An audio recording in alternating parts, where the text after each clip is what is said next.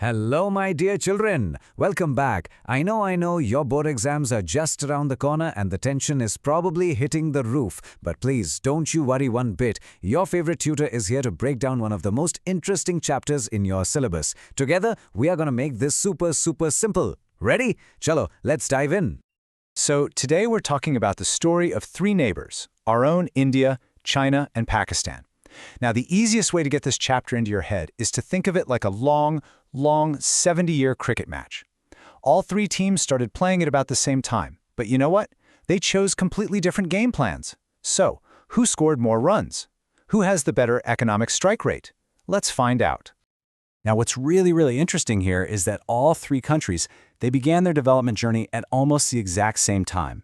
It's just like three runners, all lined up at the very same starting line, waiting for the whistle to blow. On your marks, get set. Look at this timeline. It's actually fascinating. India and Pakistan, we got our independence in 1947. Just 2 years later, in 49, the People's Republic of China was established. And then, by the 1950s, all three had launched their first 5-year plans to grow their economies. This is the crucial point, children, so listen carefully. Their starting blocks were almost identical. Same starting point, same time. But from that same starting line, the paths they took, oh my, they were so different. Let's first look at the runner who decided to just sprint right from the beginning, China. They tried this really radical, really unique strategy to just race ahead of everyone else. In 1958, China launched something called the Great Leap Forward, and the goal was huge, massive, rapid industrialization. Just imagine this for a second, children. The government told people to set up small steel furnaces and other industries literally in their own backyards. Can you believe it? It was like this huge national movement where everyone was supposed to become an industrialist, like overnight. And along with this, they started the Commune system in the villages. Now, the best way to think of this is like a giant group project in your school. All the farmers had to put their land together and farm it collectively. And by 1958, there were about 26,000 of these communes, covering almost every single farmer in China. But this grand experiment, it ran into some really devastating trouble. A terrible drought hit the country. And at the very same time, their main friend, Russia, had a conflict and pulled all its exports out of China. The result? It was a tragic famine that led to the deaths of around 3 crore people. It was a massive, absolutely heartbreaking setback for China.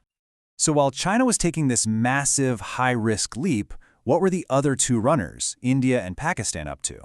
Well, they chose a very similar but much more careful, much more cautious path. Both India and Pakistan decided to go for what we call a mixed economy. Now, the easiest way to remember this for your exam is to think of your tiffin box. You have some delicious home-cooked food made by your mother, that is the public sector, run by the government. And you also have some chips or snacks you bought from the canteen, and that's the private sector. So both countries relied on this mix and also focused on making things at home instead of buying them from other countries. All right, enough about the opening strategies. Decades have passed in our 70-year match. I think it's time to check the economic scoreboard. So, who's really ahead in this development race? Let's look at the numbers, shall we? And first up, China. Whoa, it's GDP when we measure it by something called purchasing power parity, which is just a fancy way of saying what the money can actually buy in that country, is a staggering $35 trillion. That makes it the world's second biggest economy. That is a massive number, children. And this chart really shows you the story. Just look at it. You can see China's economic tower soaring high at $35 trillion. India's is strong too, at $15 trillion, but that's less than half of China's. And Pakistan's GDP is at $1.5 trillion, which is about 1/10 of India's. So the gap between the neighbors is clearly very big. Okay, so where's all this money coming from? This chart tells us. Now, for all three countries, you'll see the biggest piece of the pie comes from the services sector. But look closer. Look at the key difference. Industry. China gets a huge 39% of its money from industry, compared to just 29% for India. This is a very crucial clue to their different growth stories. And that brings us to a very important board exam HOTS question. That's higher order thinking skills. So pay close attention, Beta. Put a star next to this in your notes. Why did India's growth story become all about services, while China's was powered by manufacturing and factories? And here is your answer. Simple and point-wise, perfect for the exam. You see, the normal path of development for any country is to shift from agriculture to industry, and then finally to services. That's the path China took. But in India and Pakistan, something different happened. The workforce made a direct jump, a direct leapfrog from agriculture straight to services. Our industrial sector just didn't grow fast enough to hire all the people leaving the farms, so they found jobs in the service sector instead. A very important difference to remember.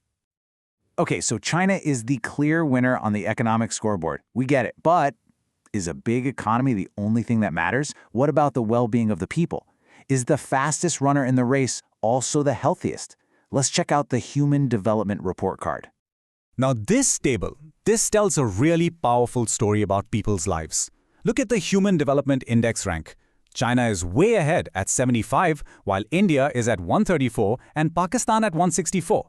And this rank means real things. People in China live, on average, over 10 years longer than in India.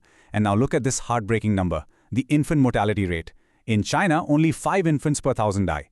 In India, it's 27, and in Pakistan, it's over 52. The difference is it's huge. So, what does this tell us? It tells us that while China's economic lead is clear, its lead in human development is perhaps even more important. The numbers on mothers' health are especially worrying for us in India and Pakistan. Saving mothers during childbirth is a basic challenge we still need to solve. It proves that just having economic growth alone doesn't mean you'll have better basic health care for everyone.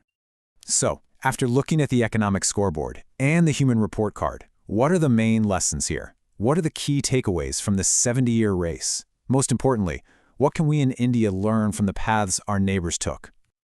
China's success actually teaches us some really powerful lessons. First, invest in your people. Their big economic reforms worked so well because they had already built a strong foundation in health and education for everyone. Second lesson, test your ideas. They didn't just launch big plans for the whole country at once. They experimented in small areas first to see if it worked. And third, you need to have a safety net for people. Their land policies gave social security to people in villages, which was so important. Now, Pakistan's journey shows us the importance of stability. Political instability has been a major hurdle for its growth. Its economy also became very dependent on foreign loans and money sent home from workers abroad, which, are not always reliable sources of income for a country's long-term health.